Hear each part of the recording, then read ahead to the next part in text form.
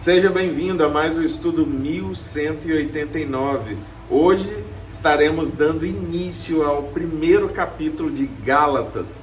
Já lemos e refletimos de forma breve sobre os livros de Mateus, Marcos, Lucas, João, Atos dos Apóstolos, 1 a Coríntios, 2 a Coríntios e agora Gálatas.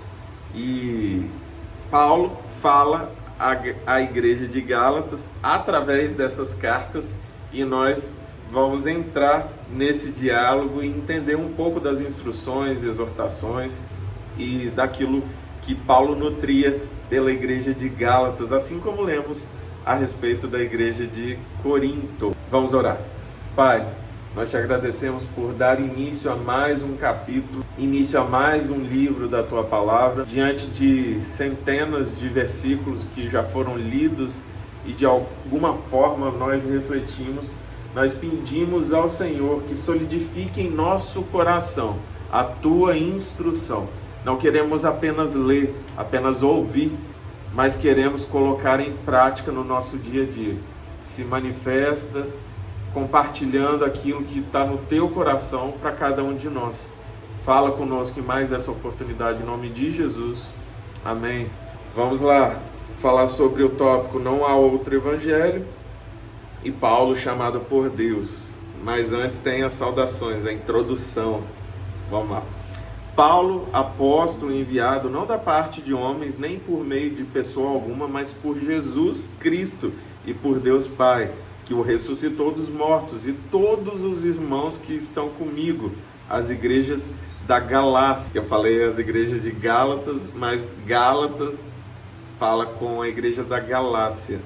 A vocês, graça e paz da parte de Deus, nosso Pai, e do Senhor Jesus Cristo, que se entregou a si mesmo por nossos pecados, a fim de nos resgatar desta presente era perversa, segundo a vontade de nosso Deus e Pai, a quem seja a glória para todos sempre.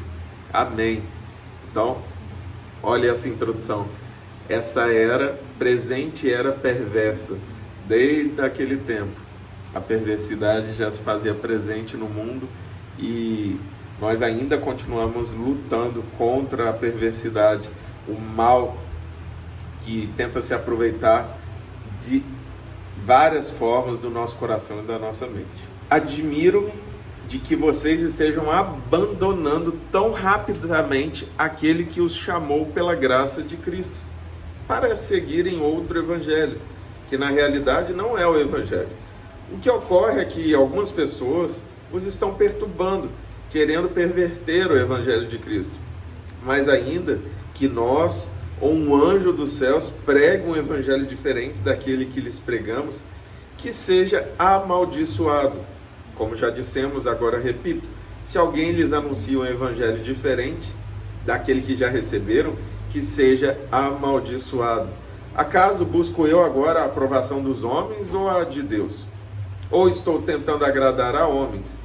Ou estou tentando agradar a homens? Se eu ainda estivesse procurando agradar a homens, não seria servo de Cristo. E aqui, assim como a igreja de Corinto sofria pela tentativa de outras pessoas de se aproveitarem deles e tentar conquistá-los com outra prática, a igreja da Galácia também estava sofrendo com a mesma situação. Então, talvez um dos grandes desafios da igreja primitiva, esses ministérios novos, era a ausência do seu líder, de Paulo e de seus discípulos, porque nessa transição dele dar continuidade à disseminação do Evangelho de Cristo e a palavra e toda a obra que foi manifesta através da vida dele, de pregar a palavra, algumas pessoas iam ficando para trás em igrejas que eram formadas e era necessária essa instrução através de carta. Continuando e já terminando, são apenas 2 tópicos. Irmãos, quero que saibam que o evangelho por mim anunciado não é de origem humana. Não o recebi de pessoa alguma, nem me foi ele ensinado. Ao contrário, eu recebi de Jesus Cristo por revelação.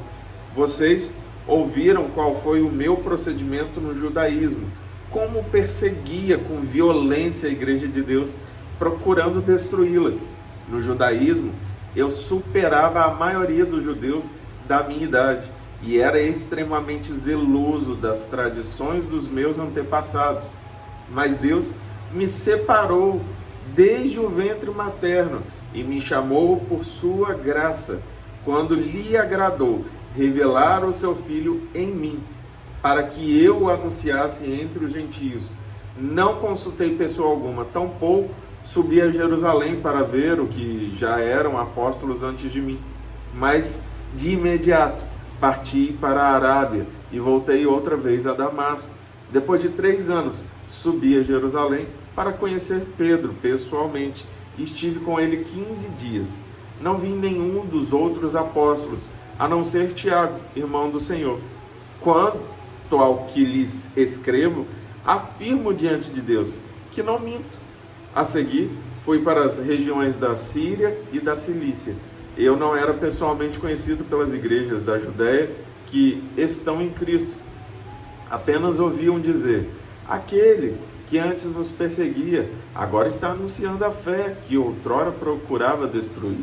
E glorificavam a Deus por minha causa. E dessa forma, Paulo fala do chamado dele e de como ele foi achado por Jesus e que o que ele carregava não foi instrução de homens. E isso é muito lindo, que ele deixa claro que ele pertencia ao judaísmo, mas agora ele estava vivendo um novo tempo. O cristianismo, o evangelho de Cristo havia o alcançado, não por argumentos humanos, mas o próprio Jesus veio até ele e perguntou: Paulo, por que você está me perseguindo? Ou Saulo, por que você está me perseguindo? E aí ele entendeu que ele estava perseguindo a Jesus, aquele que havia ressuscitado. E o relacionamento de Paulo com Deus, com Jesus, com o Espírito Santo foi algo tão intenso ao ponto dele não necessitar de nenhuma instrução, nem de Pedro, nem de nenhum dos outros discípulos ainda vivos que estiveram pelo tempo que Jesus estava vivo, convivendo com ele. E ele deixa claro isso, que o único tempo que ele ficou foi 15 dias com Pedro. Depois de 3 anos ministrando a palavra, ele vem a Jerusalém. E a grande responsabilidade dele era de pregar aos gentios, ou seja, aqueles que não eram judeus, que precisavam ser alcançados por essa palavra de cura e de libertação. Então, se você foi alcançado por essa palavra, é porque um dia alguém levou essa palavra até você. Agora cabe a você compartilhar dessa palavra para que ela alcance outras vidas. Não apenas falando da Bíblia.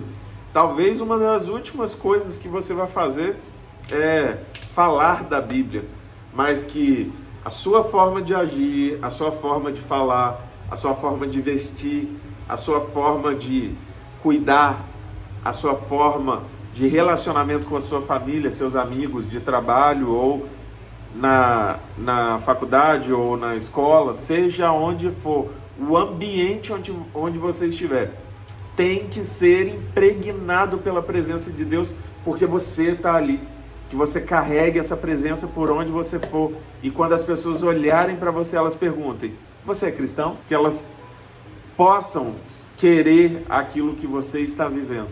E aí sim, você fala da Bíblia, fala de Jesus, convida para ir na igreja, convida para se aproximar. O que eu desejo para você e para sua casa é que Deus te abençoe, em nome de Jesus.